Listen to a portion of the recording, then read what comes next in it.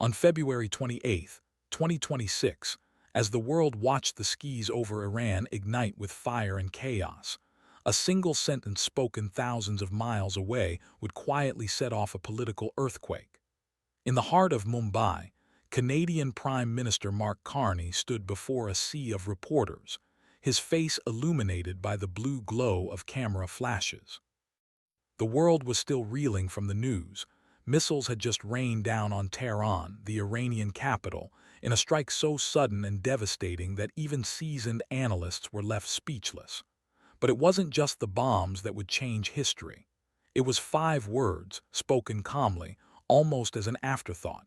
Canada supports the United States.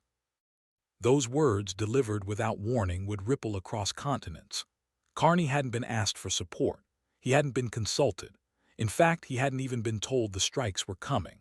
Yet, within hours, Canada had thrown its weight behind the most explosive military operation the Middle East had ever seen. And while the world's attention was fixed on the burning skyline of Tehran, something far more subtle and far more consequential was happening behind the scenes. What most Canadians didn't realize was that their country's involvement in this war didn't begin with Carney's statement. It didn't even begin with the first missile that struck Iranian soil.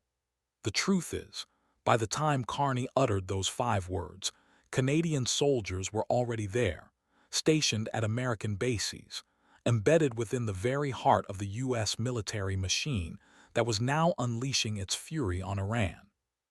The world saw a political endorsement, but beneath the surface, the reality was far more complex and far more dangerous. Why did Carney make that statement? Why did Canada, a nation known for its cautious diplomacy and independent foreign policy, suddenly align itself so openly with the United States? The answer isn't just about politics. It's about a web of military alliances, intelligence sharing, and years of quiet preparation that most Canadians never saw coming. The American bases scattered across the Middle East, places like Udeid in Qatar, Camp Arifjan in Kuwait, and the sprawling naval installations in Bahrain, had become hubs of activity long before the world woke up to war. And in the shadows of these bases, Canadian uniforms were already blending in with the stars and stripes. For years, Canada's military presence in the region had been explained away as part of the fight against ISIS, a mission that seemed distant and defensive. But as tensions with Iran escalated, those same bases transformed into launchpads for a new kind of conflict, one that would draw Canada deeper into the orbit of American power. The lines between ally and participant, between observer and actor, began to blur. And when the first American missiles streaked across the sky, Canadian personnel were already inside the wire, sharing intelligence, manning radar stations, and standing shoulder to shoulder with their U.S. counterparts. This wasn't just a matter of politics. It was a matter of geography, of logistics, of being in the right place at the most dangerous time. The American bases in the Gulf had become the nerve centers of Operation Epic Fury, the largest joint assault the region had ever witnessed. And Canada, whether by design or by default, was already woven into the fabric of that operation. The world heard Carney's words and saw a diplomatic gesture. But for those who understood the reality on the ground, it was clear. Canada's support wasn't just rhetorical, it was operational. As the news cycle churned and politicians in Ottawa scrambled to explain what had happened, a more unsettling question began to surface. How deep did Canada's involvement really go? How many Canadian soldiers were stationed at U.S. bases, and what roles were they playing as the bombs fell? Was this a calculated move, or had Canada been swept up in the momentum of American strategy, unable or unwilling to pull back? The answers to these questions remain shrouded in secrecy, hidden behind layers of classified briefings and diplomatic statements. But one thing is certain. The 5 words spoken in Mumbai were not the beginning of Canada's story in this war.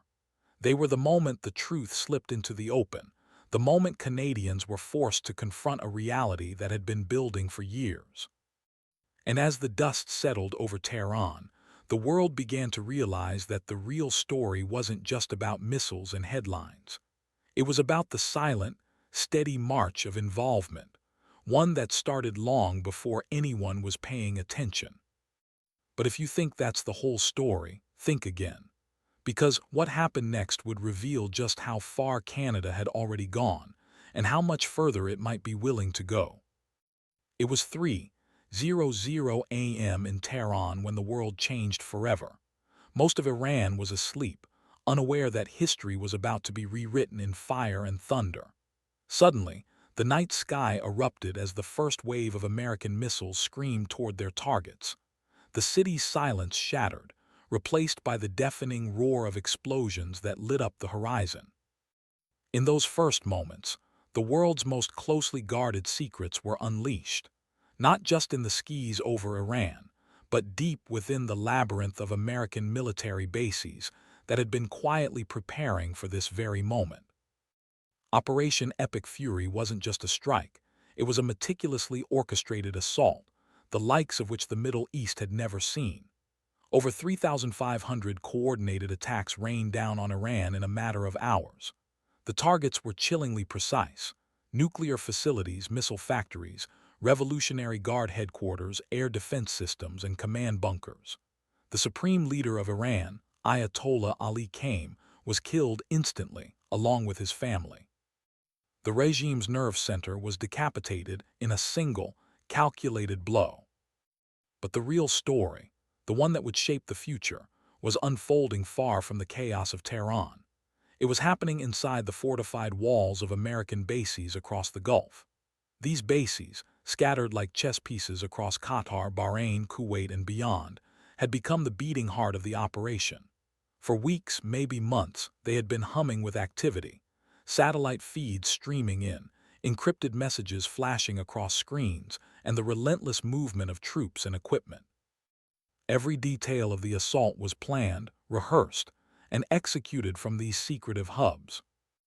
Inside Udeid Air Base in Qatar, the largest American military installation in the Middle East, the tension was electric. Rows of screens displayed live feeds from drones circling over Iran, each operator locked in, eyes scanning for threats, fingers poised over controls. In the command center, American officers coordinated with their closest allies, voices low but urgent, as the operation unfolded in real time. The base was a hive of activity, pilots suiting up, intelligence analysts poring over data, and special operations teams standing by for orders that could come at any second. But what most people didn't know was that these American bases weren't just filled with Americans. Embedded among the stars and stripes were uniforms from across the alliance: Canadians, Brits, Australians, and more. Canadian soldiers, in particular, had been quietly integrated into the daily operations of these bases. Some were there as part of official exchange programs, others as intelligence liaisons, and still others as part of joint task forces. Their presence was rarely publicized, but on the night the war began, they were right there in the thick of it, watching the same screens, hearing the same alarms, and feeling the same adrenaline surge as the first missiles launched. As the first wave of strikes hit, the American bases became nerve centers for the entire coalition. In Bahrain, at the sprawling U.S. Naval Support Activity base, the tension was palpable. The base was already on high alert, its defenses bristling, as Iranian missiles began to rain down in retaliation. Sirens wailed and personnel scrambled to bunkers, knowing that at any moment a direct hit could turn the base into a war zone. Just 200 meters from the impact zone, Canadian and American personnel huddled together, united by the sudden, terrifying reality of war. In Kuwait at Camp Arifjan, the story was the same. The base, a logistical powerhouse for U.S. operations in the region, became a lifeline for the unfolding assault. Convoys of armored vehicles rolled out under the cover of darkness, while helicopters thundered overhead, ferrying troops and supplies to the front lines. Canadian soldiers, embedded with their American counterparts, played critical roles in everything from intelligence analysis to air defense coordination. The lines between nationalities blurred as the coalition moved as one, each member relying on the others for survival. The scale of the operation was staggering. Over 500 Iranian missiles and 2,000 drones were launched in retaliation, targeting not just Israel and American bases, but also striking deep into Saudi Arabia, Bahrain, Qatar, Kuwait, and even Turkish airspace. The American bases, once considered safe havens, were now on the front lines. Every alarm, every explosion, every frantic radio call was a reminder that the war was no longer over there. It was right at their doorstep. And yet, even as chaos erupted outside, the command centers inside these bases remained focused, methodical, and relentless. The Americans had spent years building these installations into fortresses, hardened against attack, bristling with the latest technology, and staffed by some of the most experienced military minds in the world. But what made these bases truly formidable wasn't just their firepower. It was the network of alliances, the seamless integration of intelligence, and the quiet presence of partners like Canada, working side by side with the U.S. to execute one of the most complex military operations in modern history. As the sun rose over the Gulf, the world began to grasp the scale of what had happened. The headlines focused on the devastation in Tehran, the death of Iran's supreme leader, and the unprecedented scale of the strikes. But the real story, the one that would shape the next chapter of global politics, was still hidden behind the blast walls and security checkpoints of America's Middle Eastern bases. It was a story of preparation, partnership, and the silent, steady buildup that made Operation Epic Fury possible. For those inside the bases, the night was a blur of adrenaline, fear, and resolve. For those watching from afar, it was a wake-up call, a reminder that the world's most powerful military doesn't act alone, and that the alliances forged in the shadows can change the course of history in a single night. And as the dust settled, one question lingered in the air. If this was just the beginning, what would come next for those stationed at the heart of America's war machine? But as the world would soon discover, the story of Canada's involvement and the true depth of its partnership with the United States was only just beginning to unfold. Long before the world's attention turned to the thunder of missiles and the chaos of war, a quieter, more deliberate process was unfolding behind the scenes. It didn't make headlines. It didn't spark protests in the streets. But it was happening all the same, one calculated step at a time. Canada's path to the heart of the American war machine didn't begin with a single decision. It was the result of years of subtle moves, each one drawing the country closer to the nerve centers of U.S. military power in the Middle East. It started with a diplomatic rupture that set Canada apart from its Western allies. In 2012, Canada made a move that stunned the international community. It severed diplomatic relations with Iran, closing its embassy in Tehran and expelling Iranian diplomats from Ottawa. No other Western nation went that far at the time. The message was clear. Canada was taking a stand, and it was willing to go further than most. This wasn't just about politics.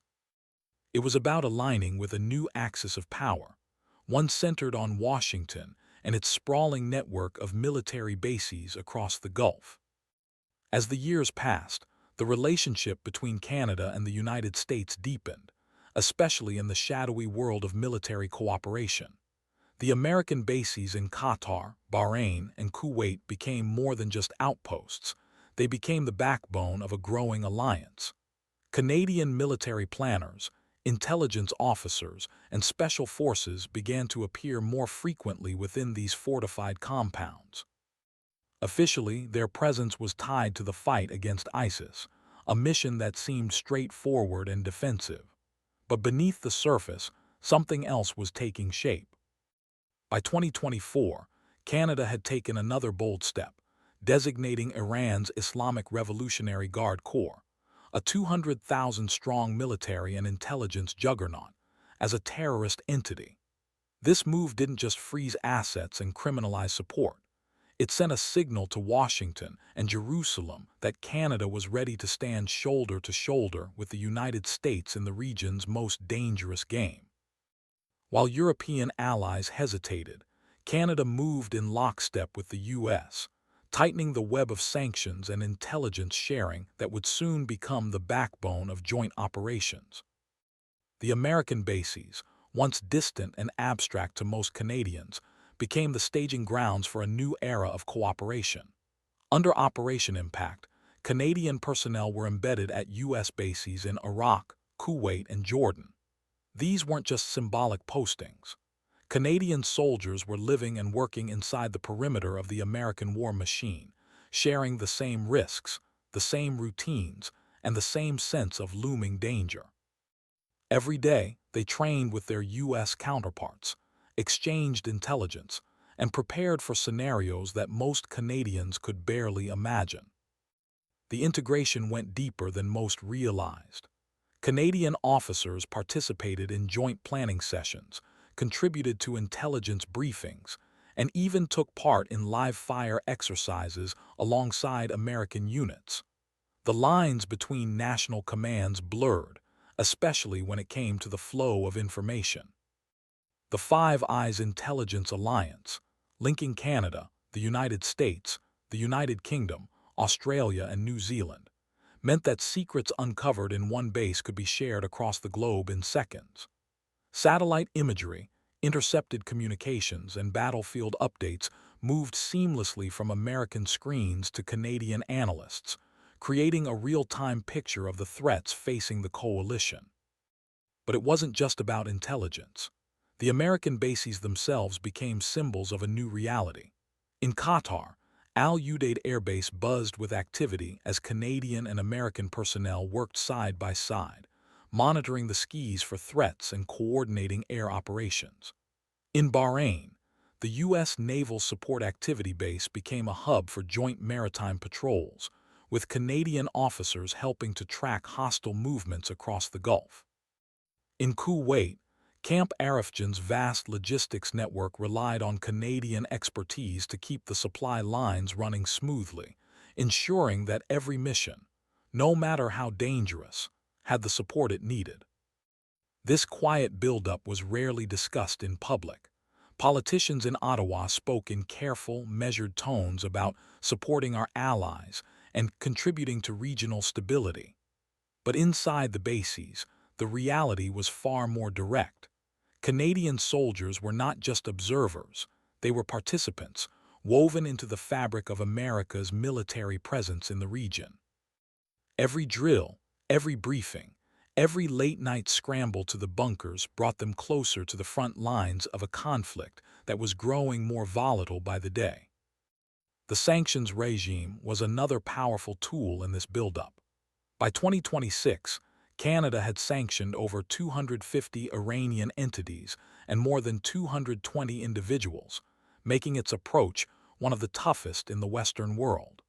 These measures didn't just isolate Iran, they reinforced Canada's commitment to the U.S.-led strategy of maximum pressure. The American bases became the operational centers where these policies were enforced, with Canadian intelligence feeding into the targeting of illicit networks and the disruption of Iranian supply chains. All of this happened quietly, almost invisibly. There were no grand announcements, no dramatic speeches. Instead, there was a steady accumulation of commitments, each one small enough to escape notice, but together forming a web that bound Canada ever more tightly to the American military machine. By the time the first bombs fell on Tehran, the infrastructure of involvement was already in place. Canadian soldiers were already inside the wire, Canadian analysts were already watching the feeds, and Canadian policymakers were already locked into a strategy that left little room for retreat. For most Canadians, the reality of this buildup remained hidden behind headlines and official statements. But for those inside the bases, the truth was impossible to ignore. The partnership with the United States was no longer just a matter of shared values or diplomatic convenience. It was a living, breathing alliance, one forged in the bunkers, command centers, and briefing rooms of America's most important bases in the Middle East. And as the world would soon discover, this quiet buildup was not just preparation for a distant threat. It was the foundation for a new chapter in Canada's military history, one that would be written not in the halls of Parliament, but in the shadow of the American flag, on bases where the next move could change everything. The question now was not whether Canada was involved, but how deep that involvement would go, and whether anyone back home truly understood what had already been set in motion. But as the dust settled and the headlines faded, one thing was clear. The story of Canada's quiet buildup was only just beginning to be told, and the American bases, once distant and abstract, had become the stage for a drama that would shape the future of both nations. While politicians in Ottawa debated statements and headlines, the real story of Canada's involvement was unfolding thousands of kilometers away, inside the fortified walls of American military bases. These sprawling compounds, scattered across the Middle East, had become the epicenter of a new kind of warfare. And for Canadian soldiers, the journey from home soil to the heart of the U.S. military machine was both gradual and almost invisible to the public eye. The American bases in the Gulf, names like Al Udeid, Camp Arifjan, and the U.S. Naval Support Activity in Bahrain, were more than just outposts. They were cities unto themselves, bristling with radar domes, armored vehicles, and the constant hum of aircraft engines. For years, these bases had been the backbone of U.S. power projection in the region. But as tensions with Iran escalated, they transformed into launchpads for a coalition effort that would draw in allies from around the world, including Canada. Under Operation Impact, Canada's official contribution to the fight against ISIS, Canadian Armed Forces personnel were already stationed at these American bases. Their roles were diverse. Some worked in intelligence, others in logistics, and many were embedded directly with U.S. units. The arrangement was seamless. Canadian uniforms blended in with the sea of American fatigues, their patches and insignia a quiet reminder of the alliance that had been forged over decades of joint operations. But as the threat from Iran grew, the mission changed. The American bases became nerve centers for a much larger operation, one that required every ounce of expertise, coordination, and trust between allies. Canadian soldiers found themselves at the crossroads of history, living and working inside the perimeter of the most powerful military installations in the world. At Al Udeid Air Base in Qatar, the largest U.S. military facility in the Middle East, Canadian personnel played a critical role in air operations. The base was a hive of activity, with fighter jets roaring down the runways and surveillance drones launching into the night sky. Inside the command center, Canadian officers sat shoulder to shoulder with their American counterparts, monitoring live feeds, analyzing intelligence, and coordinating responses to emerging threats. Every decision made in those rooms had the potential to shape the outcome of the conflict. In Bahrain, the U.S. Naval Support Activity base was on constant alert. The base's strategic location made it a prime target for Iranian missile strikes, and Canadian personnel were stationed just 200 meters from the impact zone when the first salvos hit. The experience was harrowing, alarms blaring, bunkers filling, and the ever-present knowledge that the next missile could land even closer. Yet through it all, Canadian and American soldiers worked side by side, their training and discipline holding firm under fire. Camp Arifjan in Kuwait was another critical hub. Known for its vast logistics network, the base was responsible for moving troops, equipment, and supplies across the region. Canadian logisticians and engineers became indispensable, ensuring that every convoy, every airlift, and every resupply mission ran like clockwork. The base's sprawling motor pools and warehouses were a testament to the scale of the operation and to the quiet professionalism of the Canadians who kept it running. But the integration didn't stop at logistics and intelligence. Canadian Special Forces, often operating under the radar, participated in joint training exercises and rapid response teams. Their expertise in reconnaissance, counterterrorism, and unconventional warfare made them valuable assets in a region where threats could emerge without warning. The American bases provided the perfect environment for these elite units to hone their skills alongside their U.S. counterparts, building relationships that would prove crucial when the stakes were highest. The reality of life on these bases was a world away from the political debates back home. For Canadian soldiers, every day was a test of readiness and resolve. The threat of attack was constant, and the lines between training and combat blurred with each new escalation. When Iranian missiles struck near coalition bases, Canadian personnel were often among the first to respond, securing perimeters, assisting with casualties, and relaying critical information back to command centers. Yet despite their proximity to danger, the official narrative remained carefully controlled. When questions arose about Canada's role in the conflict, government spokespeople emphasized reassignment to other duties rather than direct withdrawal. The language was deliberate, designed to reassure the public while maintaining operational flexibility. But for those on the ground, the distinction was academic. Being reassigned away from the front lines didn't mean leaving the region. It meant shifting to another part of the same sprawling base, ready to return to action at a moment's notice. The American bases themselves became symbols of this ambiguous reality. Hardened against attack, equipped with the latest technology, and staffed by a multinational coalition, they represented both the strength and the vulnerability of the alliance. Every missile that landed nearby was a reminder that the war could come crashing through the gates at any time. And every successful mission launched from those bases was proof that the partnership between Canada and the United States was more than just words. It was a living, breathing force on the front lines of history.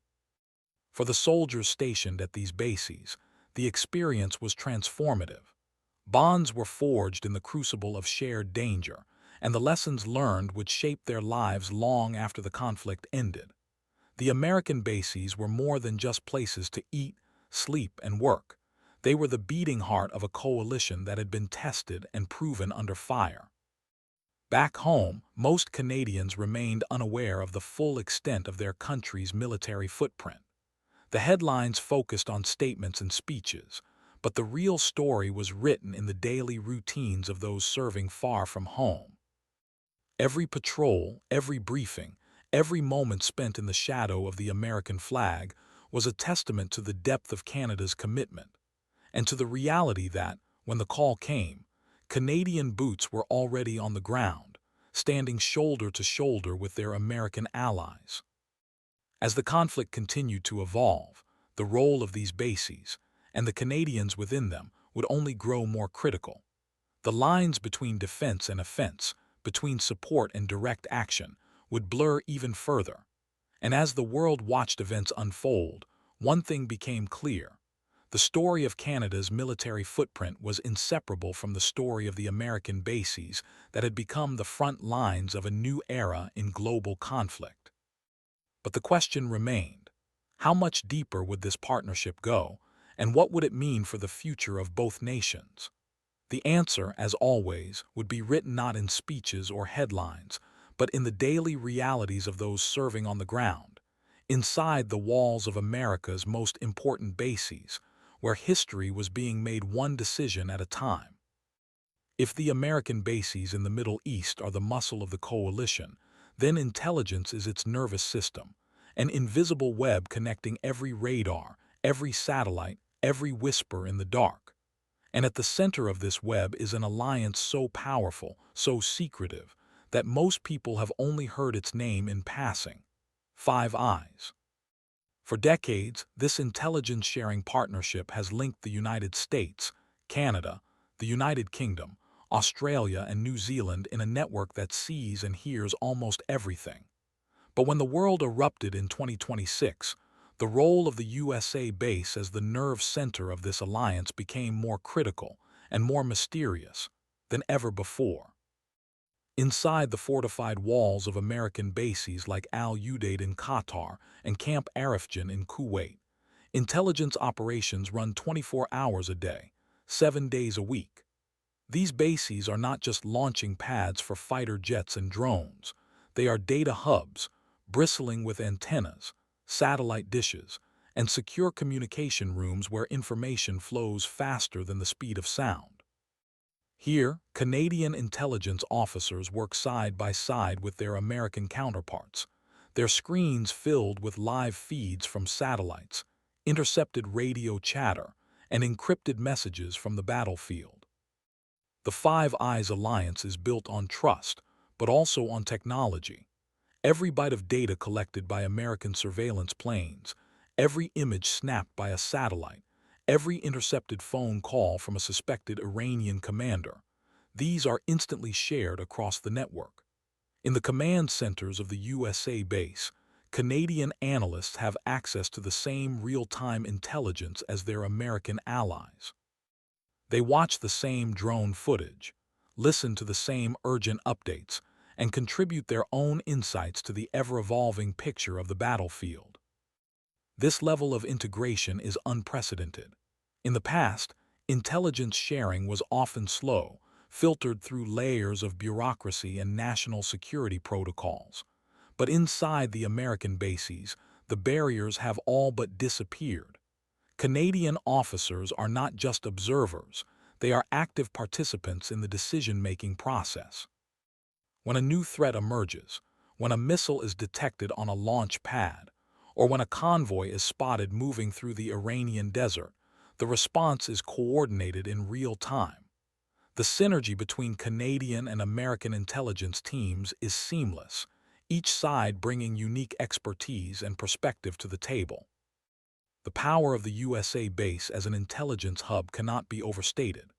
During the opening hours of Operation Epic Fury, as missiles streaked across the sky and chaos erupted on the ground, it was the analysts inside these bases who provided the coalition with its edge. They tracked the movement of Iranian forces, identified high-value targets, and warned of incoming retaliatory strikes. Their work was invisible to the outside world, but absolutely vital to the success of the mission. But this deep integration also raises uncomfortable questions. When Prime Minister Mark Carney declared that Canada had not been informed in advance of the strikes, was that the whole truth? At the political level, perhaps. But inside the intelligence rooms of the USA base, where Canadian and American analysts sit shoulder to shoulder, the distinction between informed and aware becomes blurry. The Five Eyes framework means that information flows continuously, often bypassing traditional diplomatic channels. If the United States and Israel were planning a massive assault for weeks, it's hard to imagine that Canadian intelligence officers, plugged directly into the same feeds and briefings, saw nothing. This is the shadowy world of modern warfare, where alliances are forged not just in treaties, but in terabytes of data and encrypted messages. The American bases are the physical manifestation of this alliance, a place where secrets are currency, and where the line between national interests and collective security is constantly being negotiated.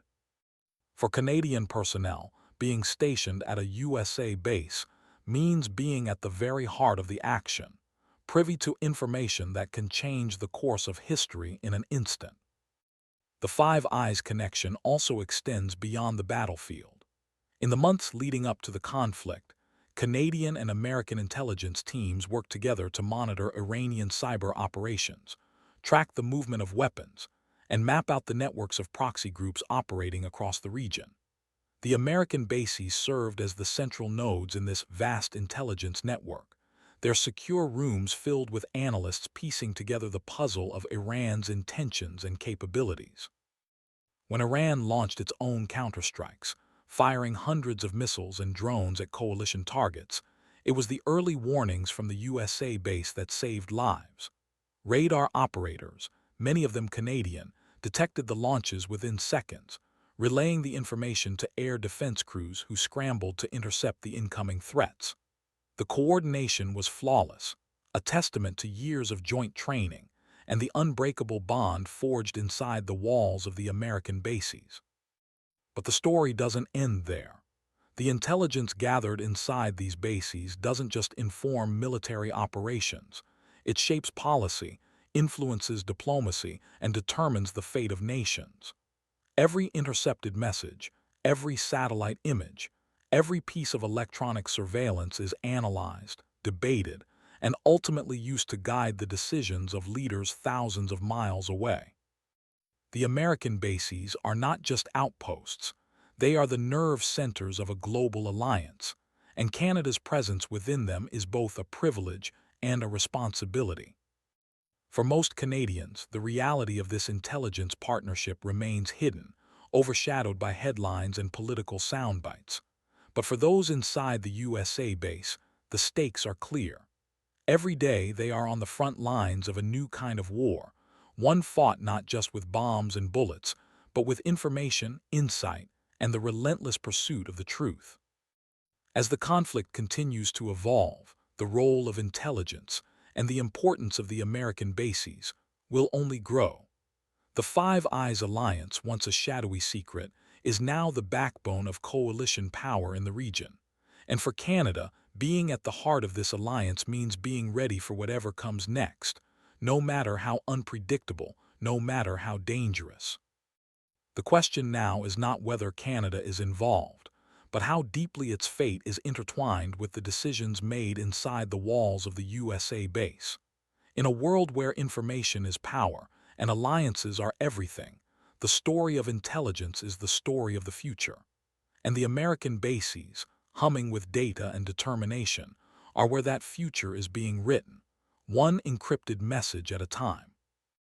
The world rarely notices the first domino as it tips, but inside the fortified walls of the USA base, every tremor is tracked, every ripple analyzed, and every consequence anticipated.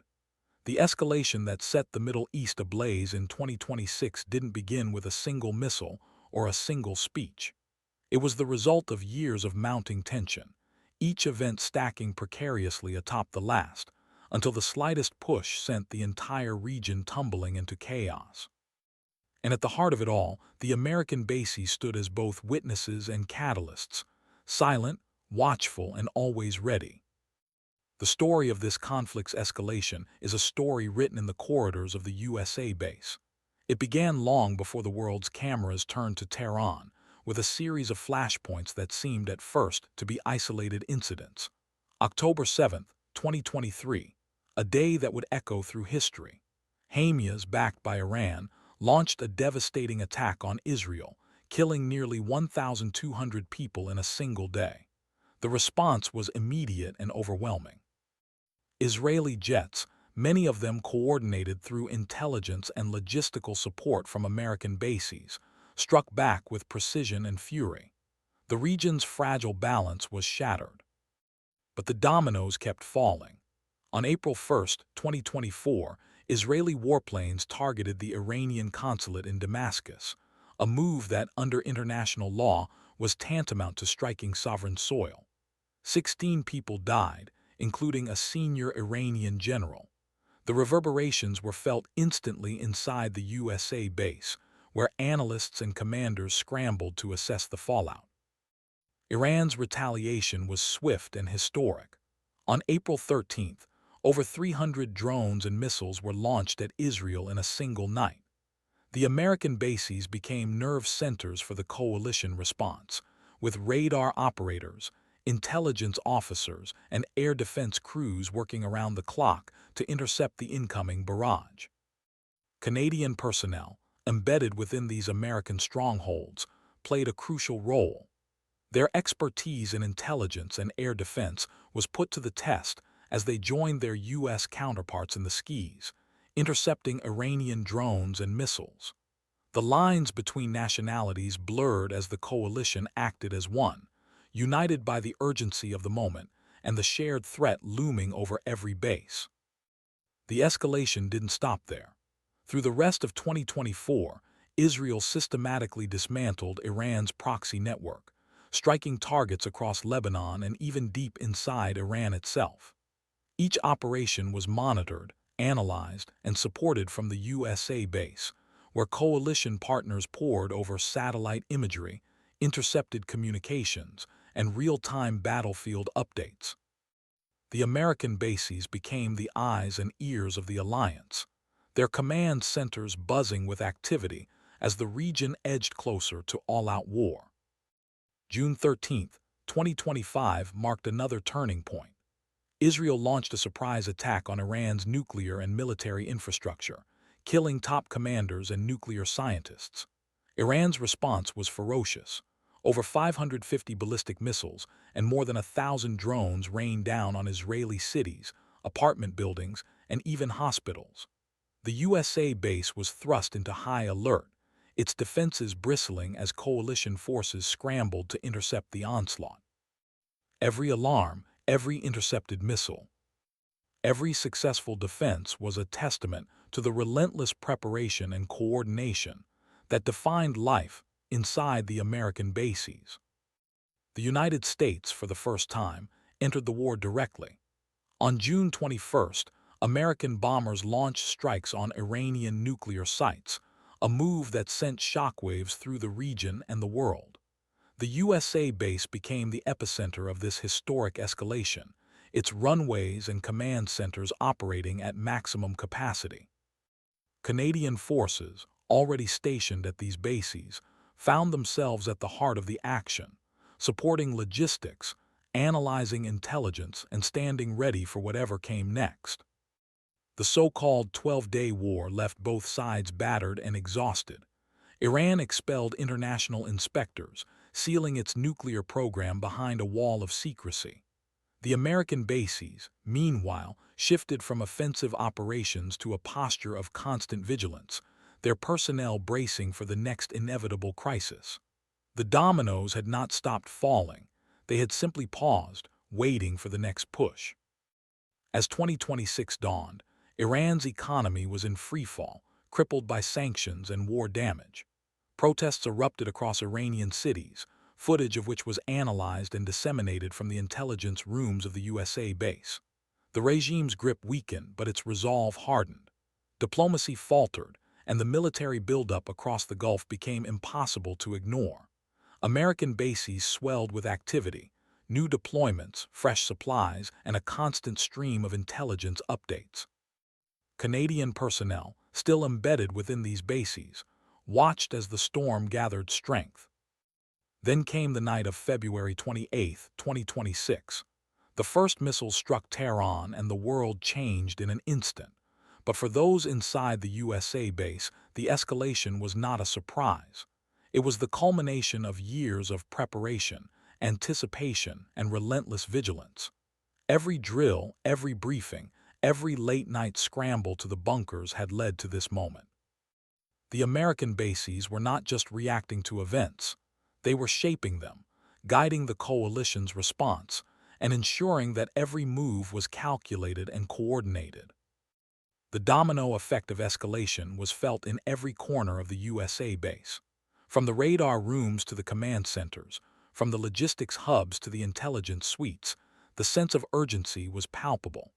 Every decision made inside those walls had consequences that rippled across the region and the world. The American bases were more than just military installations. They were the beating heart of a coalition determined to shape the future, no matter the cost. For Canadian personnel, the experience was both exhilarating and sobering. They were no longer just observers or junior partners. They were integral to the mission, their expertise and commitment woven into the fabric of the coalition. The escalation of the conflict was not just a series of headlines. It was a lived reality, measured in sleepless nights, tense briefings, and the ever-present hum of readiness. As the world watched the dominoes fall, few understood the true role of the USA base in orchestrating the coalition's response. But for those inside, the message was clear. Escalation is not an accident. It is the result of choices made, alliances forged, and preparations undertaken in the shadows. The American bases are where those choices become reality, where the future is shaped, one domino at a time. And as the dust settled and the world braced for what came next, one question lingered. How many more dominoes would fall before the region found peace? Inside the USA base, The answer was always the same: be ready for anything, because in this game, the next move could change everything. While the world's attention was fixed on the thunder of missiles and the chaos unfolding across the Middle East, a different kind of battle was raging thousands of miles away, in the halls of Canadian power. The shockwaves from the USA base, where Canadian and American forces worked side by side, were being felt not just on the front lines, but in the heart of Ottawa.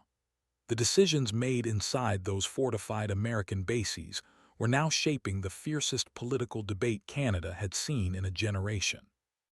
The moment Prime Minister Mark Carney uttered those 5 fateful words, "Canada supports the United States," the political landscape in Canada began to fracture. The statement, crafted in the shadow of the USA base's operational reality, was more than just a diplomatic gesture. It was a signal to allies and adversaries alike that Canada was no longer a bystander. The American bases, with their constant hum of activity and their multinational crews, had become the epicenter of a new era in Canadian foreign policy, one defined by action, not just words. But not everyone in Canada was ready to follow where the USA base was leading. The political fallout was immediate and intense. Former foreign ministers, seasoned diplomats, and military veterans all weighed in, their voices echoing through Parliament and across the airwaves. Some warned that Canada was abandoning the principles that had defined its international identity for decades, principles of caution, restraint, and independent judgment. Others argued that the world had changed, and that standing shoulder to shoulder with the United States inside the walls of the American bases was not just necessary, but inevitable. The debate quickly spilled out of Parliament and into the public sphere. News outlets dissected every word of Carney's statement, searching for clues about the true extent of Canada's involvement. Social media erupted with speculation and outrage. Was Canada being dragged into a war it hadn't chosen? Or was it finally stepping up to its responsibilities as a member of the world's most powerful alliance? The answers were as divided as the country itself. Inside the USA base, Canadian personnel watched the debate unfold from afar. For them, the political arguments back home felt both distant and deeply personal. Every decision made in Ottawa had a direct impact on their daily lives, on the missions they undertook, the risks they faced, and the alliances they depended on. The American bases were more than just places of work. They were the front lines of a political struggle that was playing out in real time. The cracks in Canada's political class grew wider with each passing day. Liberal MPs broke ranks, calling for restraint and a renewed commitment to international law. The Bloc Québécois demanded a parliamentary vote on Canada's involvement, insisting that the country's future should not be decided in the shadows of foreign bases.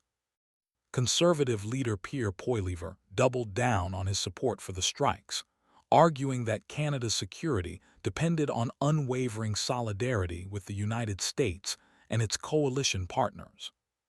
But behind the headlines and the heated debates, a more unsettling question was taking shape. How much control did Canada really have over its own destiny? The reality was that, inside the USA base, the lines between Canadian and American operations were becoming increasingly blurred. Intelligence was shared in real time, missions were planned jointly, and orders could change with a single phone call. The distinction between support and participation was growing harder to define. Veterans of past conflicts watched the unfolding drama with a sense of déjà vu. They remembered how previous, limited commitments had quietly expanded into full-scale wars, how the promise of a supporting role had turned into years of combat, sacrifice, and loss. The American bases, with their sprawling infrastructure and relentless tempo, were a constant reminder that once you step inside, it's almost impossible to step back out. For many Canadians, the political fallout was not just about policy, it was about identity. Was Canada still the cautious, peacekeeping nation it had long claimed to be?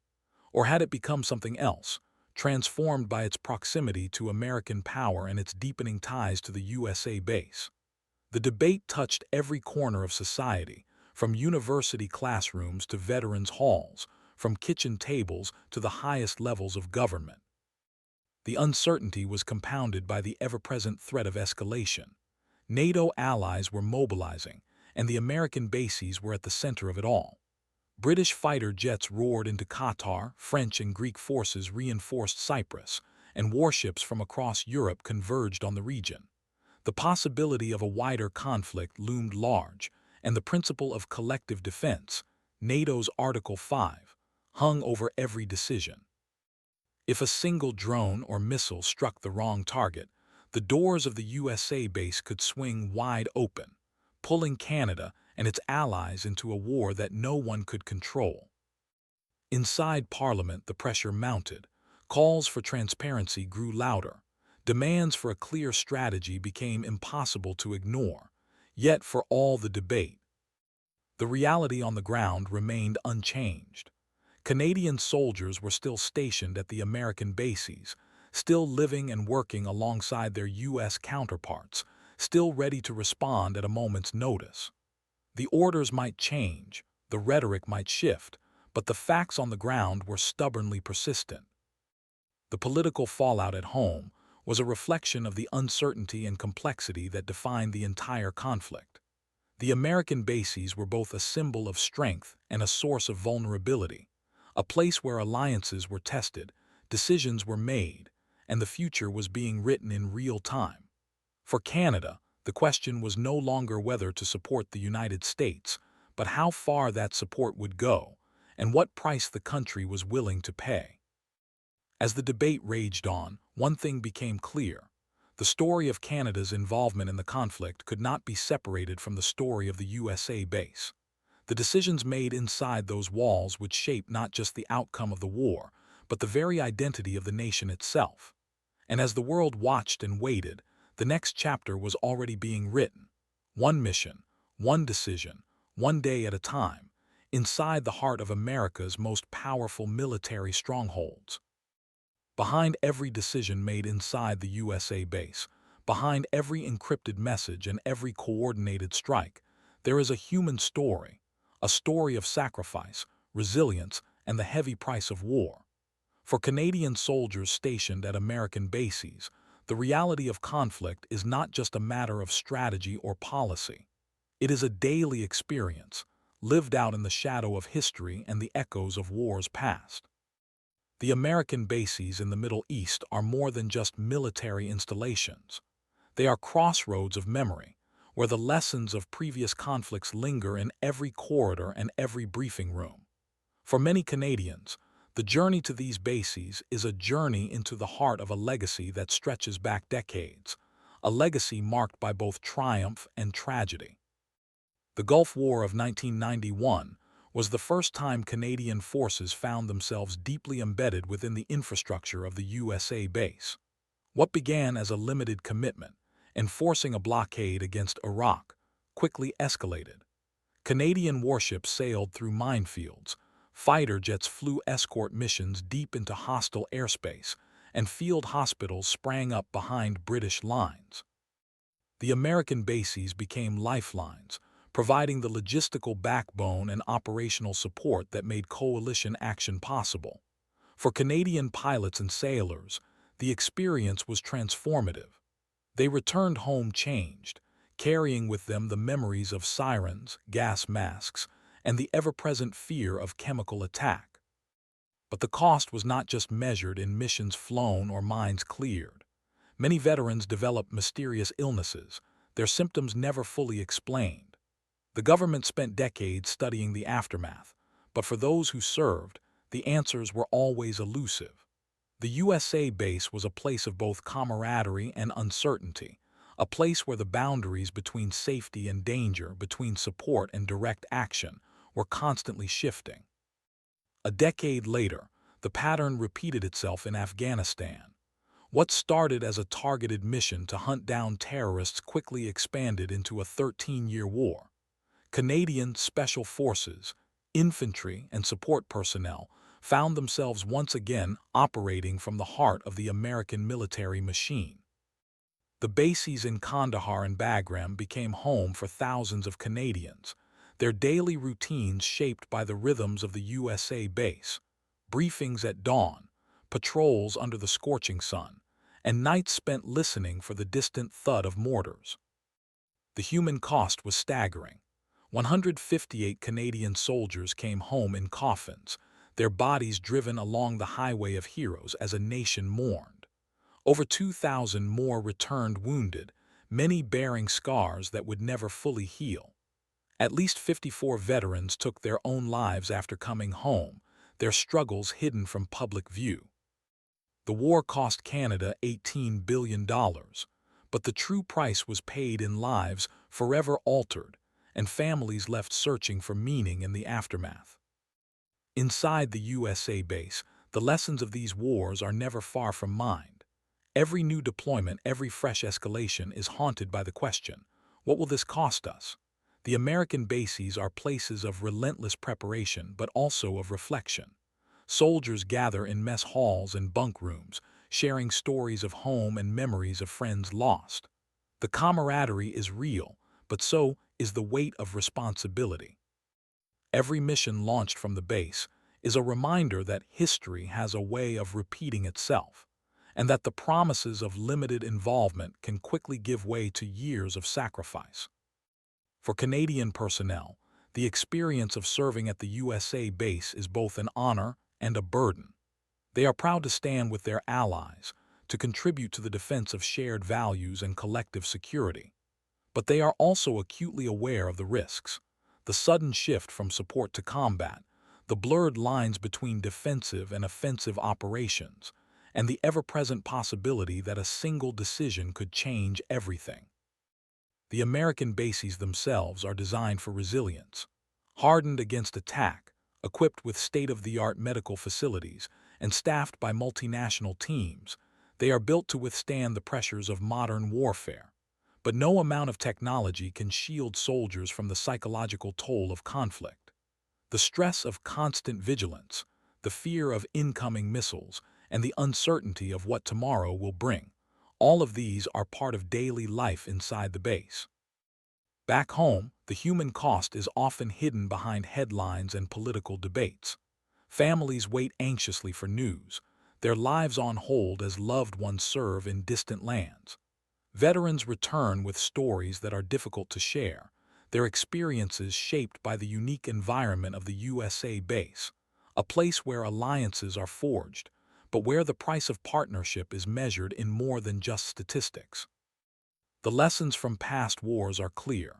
Every limited mission has the potential to grow. Every promise of restraint can be tested by events beyond anyone's control. The American bases are both a symbol of strength and a reminder of vulnerability, a place where the best intentions can be swept away by the tides of history. As Canada's involvement deepens, the question of the human cost becomes impossible to ignore. The decisions made inside the USA base will shape not just the outcome of the conflict, but the lives of those who serve and the nation they represent. The echoes of past wars linger in every hallway, a silent warning that the true price of involvement is always paid in human terms. For those stationed at the American bases, the mission is clear, but so is the memory of what has come before. The lessons of the Gulf War and Afghanistan are written in the faces of veterans, in the stories shared over late-night coffee, and in the quiet moments of reflection before another day begins. The USA base is a place of action, but also of remembrance, a crossroads where the past and present meet, and where the future is shaped by the choices made today. As the world watches and waits, the human cost of conflict remains the most enduring lesson of all. And inside the walls of the USA base, that lesson is never forgotten. As the dust settles over the Middle East and the world's attention shifts from breaking news to the next crisis, the story of Canada's involvement, woven through the corridors and command centers of the USA base, remains unfinished. The pattern is unmistakable, and for those who have watched history unfold from inside the fortified walls of America's most powerful military installations, the sense of déjà vu is impossible to ignore. Every war, every conflict, every so-called limited mission has followed a familiar script. It begins with a statement of support, a promise of restraint, and a commitment to stand with allies. But inside the USA base, where the realities of modern warfare are lived out in real time, those promises are tested by events that move faster than any politician's words. The base itself becomes a living symbol of this cycle, a place where intentions are forged into action, and where the line between support and participation is measured in footsteps, not speeches. For Canadian personnel, the experience of serving at the USA base is a lesson in the power of momentum. Each step taken, each new deployment, each intelligence briefing, each joint operation feels small in isolation. But together, they form a chain of decisions that is almost impossible to break. The base is a crucible, where the heat of crisis forges alliances that are stronger than any single nation's resolve. Once inside, the gravitational pull of shared responsibility and mutual defense draws everyone deeper into the orbit of American power. The pattern repeats itself with uncanny precision. In 1991, a naval blockade became bombing missions. In 2001, a hunt for terrorists became a 13-year war.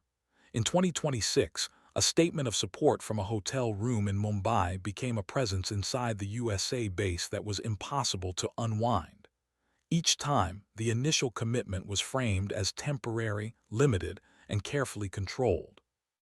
Each time, the reality on the ground inside the American bases told a different story. The USA base is more than just a military installation. It is a crossroads of history, a place where the decisions of leaders are translated into the actions of soldiers, and where the consequences of those actions ripple outward across continents. The base is a hub of technology, intelligence, and logistics, but it is also a place of human connection, where friendships are forged in the crucible of shared danger, and where the cost of conflict is measured in lives, not just statistics. For Canada, the journey from cautious observer to active participant has been marked by a series of small steps, each one justified by the logic of alliance and the demands of the moment. But inside the USA base, the cumulative effect of those steps is clear. The base is a living archive of Canada's evolving role, a place where the past, present, and future converge in the daily routines of those who serve. The decisions made inside the USA base do not exist in a vacuum. They are shaped by the pressures of coalition warfare, the demands of real-time intelligence, and the ever-present threat of escalation. Every intercepted message, every radar blip, every urgent briefing is a reminder that the world can change in an instant. The base is a place of constant readiness, where the next crisis is always just over the horizon, and where the boundaries between defense and offense, support and action, are constantly shifting. As the world debates the wisdom of Canada's involvement, the reality inside the USA base is both more complex and more compelling. The base is a place of pride and purpose, but also of uncertainty and risk. It is a testament to the strength of alliances, but also a warning about the dangers of entanglement. For every soldier who serves there, the experience is a reminder that history is not just something that happens to other people.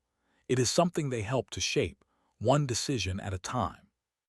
The pattern repeats, not because leaders lack imagination, but because the forces that drive nations to war are as old as history itself.